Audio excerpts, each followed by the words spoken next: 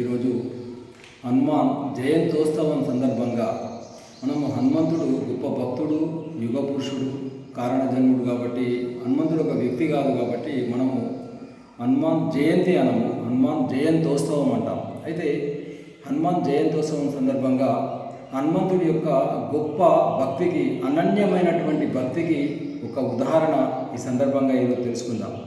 అయితే రామరావణ యుద్ధము పూర్తయిపోతుంది. మరి రాముడు, లక్ష్మణుడు సీతా సమేతంగా అయోధ్యకు తిరిగి రావడం జరుగుతుంది. అక్కడ మరి రాముడు వచ్చిన తర్వాత పట్టాభిషేకం అయిపోయిన తర్వాత అందరికీ కూడా రాజులకు, హితులకు, సన్నిహితులకు, బంధువులకు విందు ఏర్పాటు చేయడము, అనేక రకాల సన్మాన కార్యక్రమాలు చేయడం అనేటువంటిది మరి ముఖ్యంగా వానర సైన్యానికి, సుగ్రీవుడికి.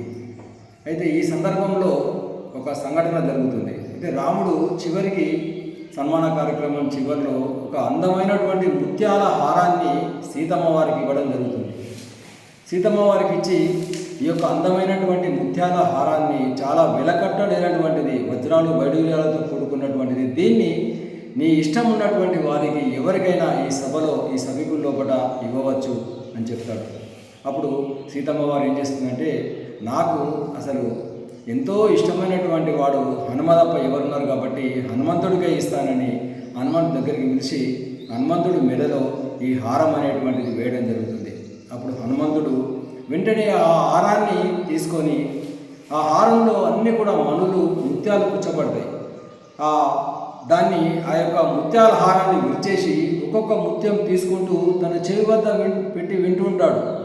ఇట్లా చెవి వద్ద పెట్టి పారేస్తుంటాడు. ప్రతి ఒక్క ముత్యాన్ని తీస్తుంటాడు, చెవి వద్ద వింటుంటాడు, మళ్ళీ అట్లా విసిరేస్తుంటాడు. ఈ విధంగా చేస్తుంటాడు. అప్పుడు రాముడు, ఏం హనుమ, నీకేమన్నా పిచ్చి పట్టిందా, నీకు ఇంకా కోతి చేష్టలు పోలేదు అని చెప్తాడు. కానీ రాముడికి తెలుసు హనుమంతుడు ఎంత భక్తుడో, ఎంత గొప్ప భక్తుడో తెలుసు. కానీ హనుమంతుడి యొక్క గొప్ప భక్తిని, అనన్యమైనటువంటి భక్తినికి లోకానికి చాటాలి కాబట్టి ఈ విధంగా హనుమంతుడి యొక్క ఈ ప్రశ్న వేస్తాడు హనుమంతుడిని. అప్పుడు హనుమంతుడు, రామ, నీకు తెలియని విషయం కాదు, నేను ఈ అందమైనటువంటి హారమే విలువైంది, వెల కట్టలేనటువంటిదే. కానీ ఈ యొక్క ముత్యాల హారాన్ని నేను ఎందుకు చెవి వద్ద వింటున్నానంటే, ఈ ముత్యం లోపల కూడా రాముడు ఉన్నాడా లేడా అనేటువంటిది, ఈ ముత్యంలో రామ శబ్దం అనేటువంటిది వినిపిస్తుందా లేదా అనేటువంటిది నేను పరిశీలిస్తున్నానంటే అప్పుడు చెబుతూ మరి ఆ రాముడు ఆశ్చర్యపోతాడు.